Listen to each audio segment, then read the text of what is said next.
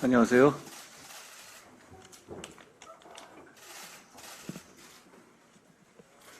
비상대책위원회 시작하겠습니다. 최근 물가 문제로 인해서 국민들의 걱정이 큽니다. 정부 여당으로서 더 노력하겠다는 말씀 드립니다. 우리 여당은 민생에 무한 책임을 져야 합니다. 인플레는 보이지 않는 도둑이라고 하지 않습니까? 우리 시민들의 걱정이 큰 것 같습니다.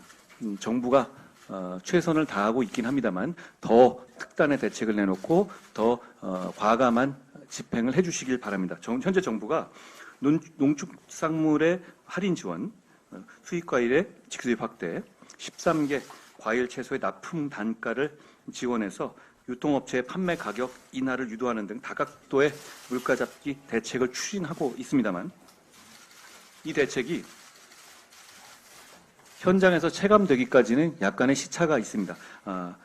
최대한 빨리 현장에서 이 대책의 효과가 체감될 수 있도록 더욱 분발해 주실 것을 부탁드립니다.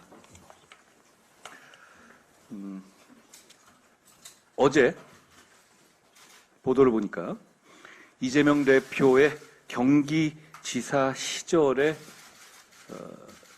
공직자가 체포됐습니다. 이재명 대표 부부의 법인카드 유용 사건 때문인 것으로 보입니다.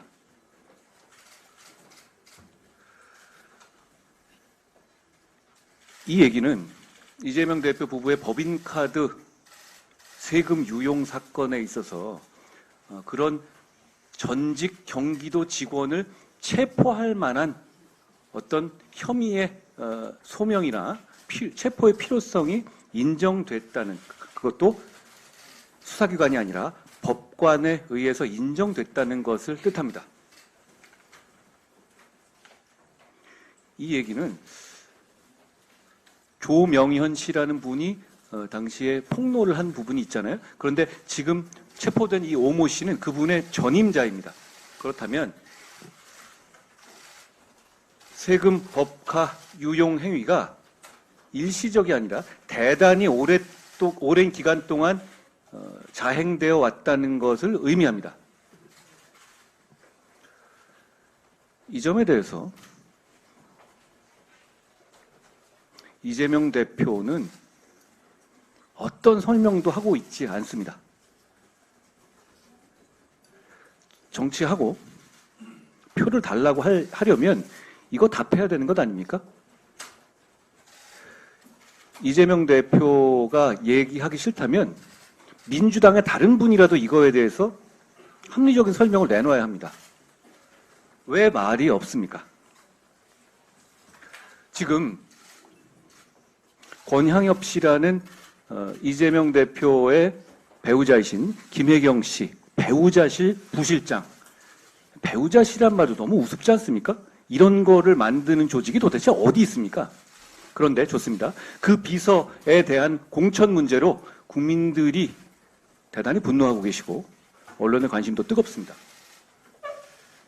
저는 이 문제에 대해서 국민들이 분노하시는 이유가 이재명 대표 부부의 어떤 이 다른 사람과 공직자를 대하는 자기 몸종이나 수하처럼 대하는 그런 기본 마인드 때문이라고 생각합니다. 맥락이 다 있거든요. 이재명 대표 측에서 권향엽 씨는 비서가 아니다라고 했죠. 그런데 자기들이 비서실 밑에 넣어놓고도 비서가 아니라고 하면 어떻게 합니까? 수행 안 했다고 했는데 수행한 증거가 있는데요. 이재명 대표께 말씀드리고 싶은 것은 과거 자신이 경기도나 성남에서 몸종처럼 부렸던 세금으로 월급 받는 공직자들, 그런 사람들을 비서라고 생각하는 거라면 잘못된 생각입니다. 그건 비서가 아니라 부정부패 범죄이고 인간에 대한 학대입니다. 저는 이재명 대표가 어물쩍 넘어갈 게 아니라 이 문제에 대해서 확실한 입장을 밝혀야 한다고 생각합니다. 국민들께서 이렇게 관심이 많으신데 어제 이거 가지고 저희를 고발했더라고요. 민주당이 자주 쓰는 수법입니다. 자기들이 몰리고 그 불리한 이슈에서 오히려 고발장 띡 던져놓고 다음 페이지로 넘어가겠다 이런 건데요. 우리 분명히 말씀드립니다. 우리 국민의힘은 달라졌습니다. 우리는 이런 거 대충 넘어가 주지 않습니다. 이제부터 시작입니다. 그래서 저희가 어제 그런 뻔히 알고도 하는 고발에 대해서 무고죄로 고발을 했습니다. 이게 어떤 맞고발 사태의 문제가 아니라 이런 병폐를 바로잡자는 취지라는 점을 분명히 해둡니다. 또 하나, 이재명 대표께 대한민국의 모든 방송사가 원하고 있는 저와의 1대1 토론에 응하라는 말씀 다시 한번 드립니다. 어제 하루 동안에 10여 개의 트위터, 트윗이나 페북 같은 걸 쓰셨던데요. 아니, 그렇게 할 말 많으시면 저랑 얘기하면 되지 않습니까? 그리고 얘기하신 내용들도 대부분 언론에 대한 투정 같은 거던데요. 기울어졌느니 어쨌느니. 저는 오히려 지금의 선거 관련한 보도가 저희한테 불리하면 불리했지 이재명 대표에게 불리하지 않다고 생각합니다. 왜냐하면 사실 선거 과정에서 언론 보도는 어느 정도의 기계적 균형을 맞출 수가 밖에 없습니다. 규정상 그렇잖아요. 그런데 민주당의 공천과 우리의 공천을 비교해보면 이게 비교의 대상이 될 정도입니까? 그럼에도 불구하고 어느 정도 균형을 맞춰야 되기 때문에 오히려 우리는 비판받지 않아도 될 만한 내용들까지도 하나하나 분석당하고 있는 것이고, 이재명 대표는 지금 너무 막장 공천이 많아서 뭘 비판해야 될지 모를 정도로 언론에서 그 대상이 많죠. 그렇지만 이것을 어느 정도 기계적 균형을 맞추는 과정에서 오히려 우리한테 불리하면 불리했지 이재명 대표의 민주당에게 불리한 건 전혀 사실이 아니라고 생각합니다. 제가 언론에게 저희를 비판하는 것에 대해 불만을 제기하는 취지는 아닙니다. 또 하나요. 민주당의 음주운전 경력자나 음주운전으로 사고까지 냈던 그리고 그게 벌금 액수들이 몇백만 원이 된다면 그게 제 경험상 그거는 도수가 굉장히 높은 거예요. 그런 분들이 다수 공천되고 있는 것으로 보입니다. 혹시 이재명 대표 본인도 음주운전 전과자잖아요. 민주당에는 혹시 음주운전 가산점 같은 거 있습니까? 그렇게 공천을 운영하면 안 되는 것 아닙니까? 5대 그거에 포함되는 것 아니었어요? 근데 민주당의 기준은 뭔지 저는 물어보고 싶습니다. 정책적인 말씀을 하나 드립니다. 우리 국민의힘은 이번 4월 목련이 피는 총선에서 승리한 다음 바로 국정원의 대공수사권을 회복하는 법률 개정안을 내고 통과시키겠습니다. 저는 그쪽 현업에 있어 봤는데요. 정보, 첩보, 간첩의 문제는 일반 경찰이나 검찰이 감당하기 어렵습니다. 그렇지 않습니까? 경찰의 경험이 많으시. 저도 검사고 경찰이었지만 이게 다른 영역이에요. 첩보와 정보의 영역이지 수사의 영역이 아닌 겁니다. 그렇기 때문에 대부분의 나라에서는 정보기관에서 간첩 잡는 업무를 합니다. 대공 업무를 합니다. 그런데 민주당이 그걸 없애버렸습니다. 이건 경찰이 대체할 수 있는 업무 성격이 아니고 검찰이 대체할 수 있는 업무 성격이 아닙니다. 그렇기 때문에 이 대공수사, 국정원의 대공수사 기능을, 권한이 아닙니다. 기능을, 임무를 복원시켜야 한다는 것이 우리 당의 일관된 생각이었죠. 그런데 그 필요성이 더 커지고 있습니다. 왜냐하면 이재명 대표가 자기가 살기 위해서 통진당, 후신 등 종북 세력에게 전통의 민주당을 숙주정당으로 내주고 있기 때문입니다. 결국 이대로라면 통진당의 후신, 간첩 전력자, 그 관련자들이 이번 올해 국회에는 입성하게 됩니다. 이재명 대표의 신원 보증을 받아서 입성하게 되는 것이죠. 그분들이 무슨 일을 하겠습니까? 국회에서. 국회는 자료 요구권이 있습니다. 경찰, 검찰, 국정원, 국방부 핵심 자료들을 열람하고 파악하고 추궁할 수 있습니다. 그 문제가 저는 대단히 심각한 문제라고 생각합니다. 그런데도 불구하고 국정원의 대공 수사권 자체가 없다라고 하셨을 때 훨씬 더, 지금보다도 훨씬 더 심각한 문제가 생길 겁니다. 그 문제를 반드시 막아야 하기 때문에.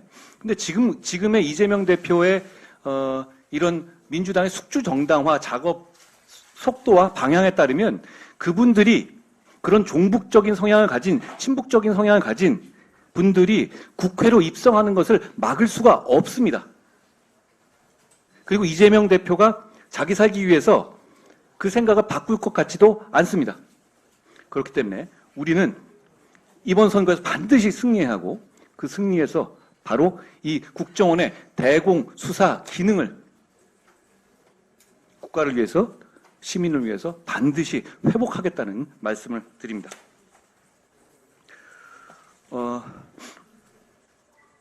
우리 당의 많은 분들께 감사의 인사를 제가 당을 이끄는 입장에 드리고 싶습니다.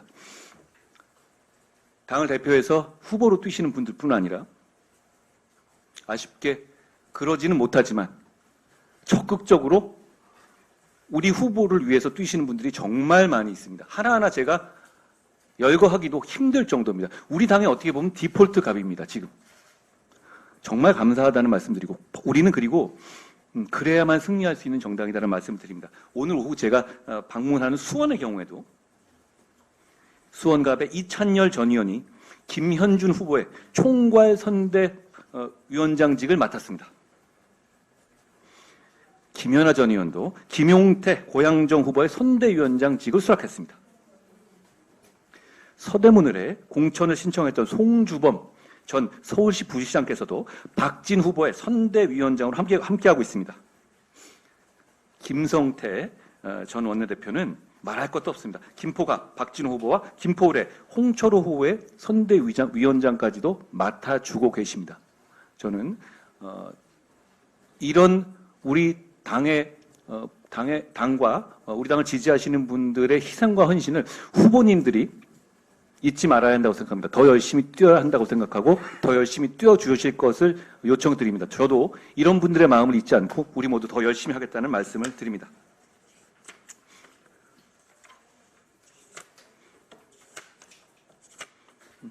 제가 오늘은 이 정도 말씀을 드리겠습니다.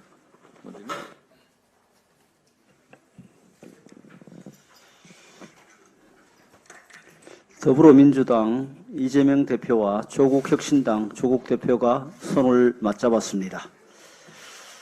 민주당의 도덕성에 종말을 고한 사건이 불과 몇 년 전의 조국 사태였습니다. 수많은 청년들과 국민들이 조국 대표와 그를 옹호한 민주당을 향해 분노와 실망을 감추지 않았습니다. 조국의 강은 민주당이 국민의 신뢰를 회복하기 위해 꼭 청산하고 넘어가야 할 대상으로 언급되기도 했습니다. 하지만 이번에 두 대표가 만나 손을 맞잡은 것은 단순한 선거 연대를 넘어 방탄동맹입니다. 한 사람에 대한 방탄만으로도 21대 국회가 몸살을 앓았는데 이들 동맹이 성공하면 22대 국회는 4년 내내 방탄국회가 되어 제 기능을 하지 못할 것이 자명합니다. 이는 입법부의 부끄러움이자 법치주의에 대한 우롱입니다. 두 사람이 만난 자리에서 조국 대표는 민주당이 의지는 있어도 조심해야 하는 캠페인을 담대히 전개하겠다고 말했습니다. 조국 혁신당은 극단적인 표와 정치적 검도를 넘나드는 캠페인으로 강성 지지층을 노릴 테니 민주당은 합리적인 모습으로 중도층을 노리라는 말로 들립니다. 이 정도면 조국 혁신당을 민주당의 제2위성정당이라고 표현해도 과언이 아닐 것입니다. 민주당의 제1위성정당, 제2위성정당으로 인해 이번 총선은 그 어느 때보다 혼탁할 것이 우려됩니다. 지난 5일 진보당은 국보법 위반 혐의로 수배가 되거나 통합진보당 및 경기동부연합과 직간접적으로 관련된 인물들을 더불어민주연합의 비례대표 당선 안정권에 배치했습니다. 자녀 입시 비리로 1심, 2심 유죄를 받고 대법원 판결을 기다리고 있는 조국 대표는 음주운전과 무면허 운전으로 정의당 비례대표 후보에서 사퇴했던 인물을 국회에 함께 입성할 동지로 영입한 바 있습니다. 이처럼 도덕성이 결여된 인물들과 반국가적 성향을 가진 인물들이 국회에 입성하게 된다면 우리 헌정사회에 흑역사로 남을 것이 물론이고 가뜩이나 어렵고 힘든 여건에 놓인 우리 대한민국이 더욱 혼란에 빠질 수밖에 없습니다. 민주당과 야권의 잘못된 선거 야합을 국민들께서 총선 때 반드시 심판해 주시길 부탁드립니다. 이번 주부터 전국 초등학교에서 늘봄 학교가 시행되고 있습니다. 그동안 방과 후 돌봄 공백이 큰 걱정거리였던 학부모들께서 새 제도에 큰 기대를 걸고 계십니다. 초등학교 입학생을 자녀로 둔 학부모들 중에는 늘봄 학교에 자녀를 보내기 위해 학교 배정을 바꿔달라고 요청한 사례도 있을 정도입니다. 계획을 앞당겨 시행한 만큼 현장의 부담이 만만치 않다는 점도 잘 알고 있습니다. 그런데 부산과 전남은 관내 초등학교가 늘봄 학교에 100% 참여했습니다. 부산시 교육청은 시청과 16개 기초자치단체, 부산권 22개 대학이 모두 함께 인력, 공간, 프로그램 확보에 노력한 결과라고 밝혔습니다. 전남도 교육청은 그동안 방과 후 학교와 돌봄 교실을 잘 운영해 왔고 이번에 교육부에서 추가로 기간제 교원 270명을 배정받아서 무리 없이 추진할 수 있다고 설명했습니다. 분명히 여러 어려움이 있지만 부산과 전남 사례에서 보듯 늘봄 학교가 불가능한 미션이라고 보기는 어렵습니다. 교육부와 교육청, 지자체와 대학 등 지역사회 전체가 모두 나선다면 반드시 해법을 찾을 수 있을 것이라고 생각합니다. 특히 수도 서울에서 초등학교의 늘봄 학교 참여율이 6%에 불과하다는 사실은 납득하기 어렵습니다. 서울시 교육청에서 교원들의 반발 때문이라고 변명했지만 정치적 성향이나 무능한 행정력에서 비롯된 태만의 결과가 아닌지 생각해보지 않을 수 없습니다. 서울시 교육청에서 1학기 중으로 25%까지 참여율을 높이겠다고 했는데 그래도 여전히 낮은 수준입니다. 같은 수도권의 경기도의 참여율은 70%가 넘습니다. 이처럼 현격한 차이를 서울시 교육청은 무겁게 받아들이고 조속히 해결책을 찾아야 합니다. 늘봄 학교는 학생, 학부모에게 반드시 필요한 교육복지 정책이며 국가적으로는 현 시점에 가장 중요한 저출생 대책입니다. 작년 4분기 학계 출산율 0.65명이라는 충격적인 통계가 나왔습니다. 원래 늘봄 학교가 성공해야 정부와 각 당이 발표한 저출생 대책도 효과가 극대화될 수 있습니다. 늘봄 학교 참여율이 저조한 지역의 교육청은 더욱 주도적인 노력을 기울여 학부모들의 기대를 저버리지 않도록 해주시기 바랍니다.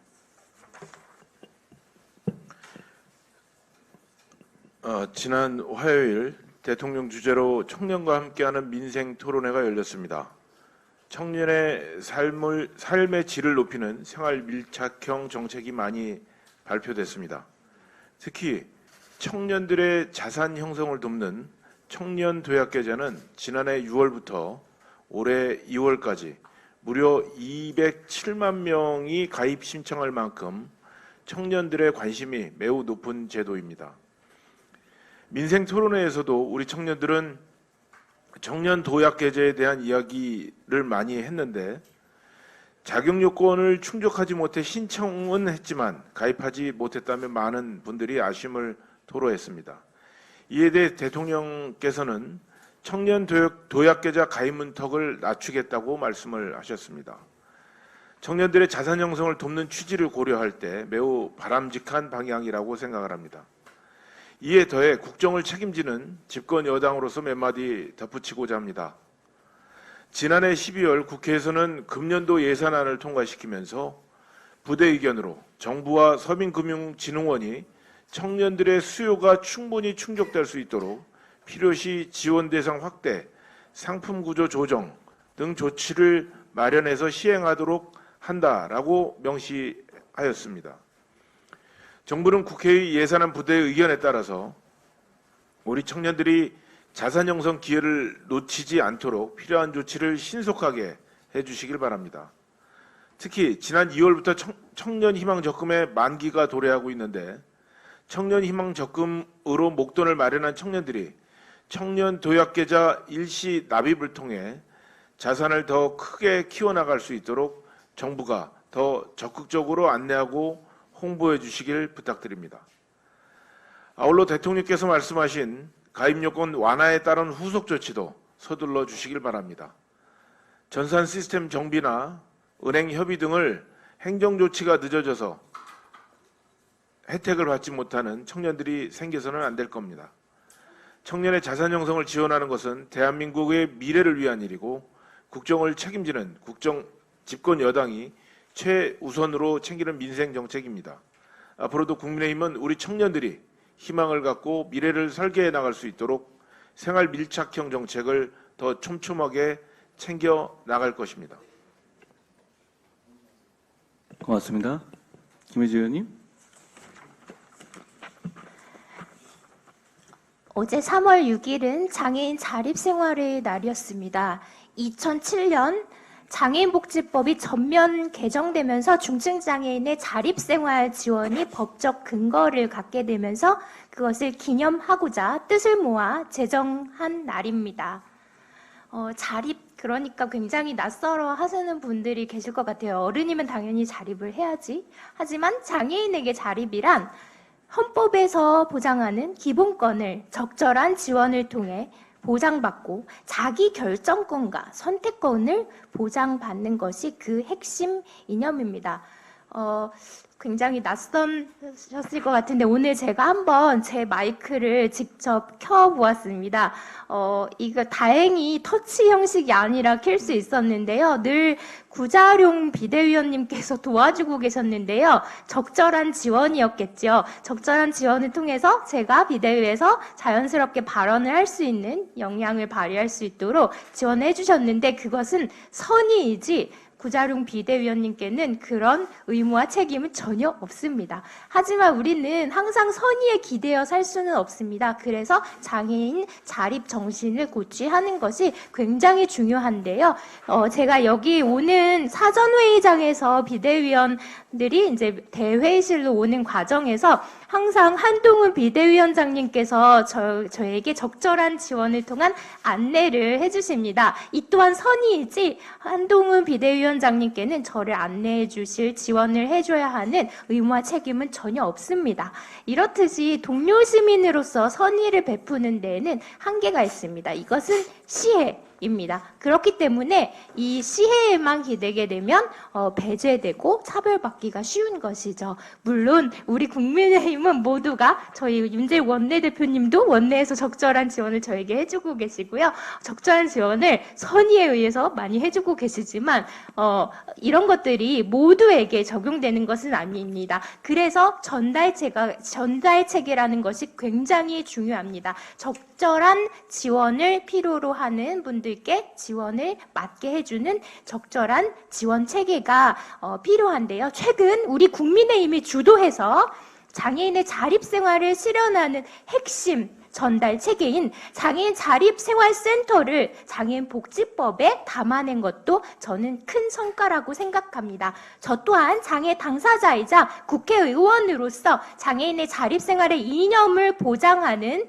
UN 장애인 권리 협약 선택 의정서 비준을 이끌어내어 드디어 2023년 1월부터 우리는 102번째 비준국이 되었습니다. 하지만 갈 길은 멉니다. 장애인이 든든한 지원을 받아서 시혜가 아닌 자립할 수 있는 우뚝 서서 자립할 수 있는 생활을 할 수 있는 그런 사회와 환경을 만들기 위해서는 아직 우리는 가야 할 길이 멀지만 함께하면 길이 된다고 생각합니다. 저와 우리 국민의힘은 장애가 있는 동료 시민이 진정한 자립생활을 실현할 수 있도록 그래서 서로가 서로에게 든든한 힘이 될 수 있도록 여러분 곁에서 언제나 힘이 되어드리겠습니다. 고맙습니다. 김혜지 의원께서 저랑 같이 들어오는 것이 뭐 시혜나 의무가 아니라고 말씀하셨는데요. 사실은 김혜지 의원님과 이렇게 우리 국민의힘이 함께하는 것은 우리 모두의 영광이자 기쁨이다라는 점을 말씀드립니다. 고맙습니다. 구자룡 의원님. 안녕하세요. 구재룡입니다. 연산군 같은 이재명이 민주당을 사당화하고 있다. 지역구를 강탈하는 공천이 아니라 망천이다. 그래서 민주당은 가짜 민주당이다. 지금 제가 한 말은 제가 만들어낸 말이 하나도 없습니다. 민주당에서 축출당한 의원님들께서 하신 말씀을 인용해서 그대로 연결만 해놓은 것입니다. 그 의원님들의 말씀에서 참담한 민주당의 현실이 고스란히 드러납니다. 민주당은 이에 대해서 제대로 된 답변도 못하면서 그 의원님들을 공격하고 있습니다. 길어먹던 우물에 침 뱉는 거 아니다라는 뻔하고 진부한 비판을 하고 있는데 사실 그분들의 말씀은 그런 게 아니라 지금 이 우물에는 독이 들어있어요. 마시면 큰일 납니다. 라고 시민들을 위해서 간절하게 외치고 있는 절규입니다. 민주주의에 대한 이러한 위험은 반드시 막아내야 됩니다. 이재명 대표는 제가 출마한 양천갑에 어제 지원 유세를 왔다고 합니다. 사실 저를 이재명 저격수라고 부르는 분들도 많은데 저는 굉장히 다정다감한 사람입니다. 그래서 실제로 만나면 차라도 한 잔 대접하고 잘 타일러서 자수라도 시킬 생각이었는데 기회를 못 가져서 너무 아쉽습니다. 결국은 조금 시간이 더 걸릴 모양입니다. 선거에서 결판을 내겠습니다. 최선을 다하겠습니다. 고맙습니다. 아침마다 지하철역에서 고생하고 계시던데요. 더 열심히 해주십시오. 박은식 의원님. 네, 비대위원 박은식입니다. 네, 험지라고 분류되는 제 고향 광주에 처음으로 출마해 많은 것을 배우고 또 겪고 있습니다. 만났을 때 명함을 그 자리에서 찢는 분들도 계시고 침을 뱉고 가시는 분도 계셨는데 이거는 사실 어느 곳에서나 다 겪는 경험이니까 그렇게 특별하진 않습니다. 그리고 더 다가가야 된다고 생각하고요. 제가 특히 더 많이 느끼는 부분이 바로 조직의 힘입니다. 그 조직의 힘은 또 시의원, 구의원 등 기초의원에서 나옵니다. 그분들이 지역 주민들이 다수 모이는 행사 일정과 장소 그리고 원하는 공약을 국회의원 출마자 그리고 국회의원들께 알려주고 있기 때문입니다. 다행히 저는 광주에 딱 한 명 있는 국민의힘 소속 김용임 시의원님의 많은 도움을 받고 있습니다. 우리 당은 수십 년간 광주광역시에 한 번도 국회의원을 배출하지 못하며 호남의 전반적인 당 조직이 와해됐었습니다. 그러나 지금의 국민의힘은 다릅니다. 저희는 이번 총선에 광주, 전남, 전북 모든 지역구에 후보를 냈습니다.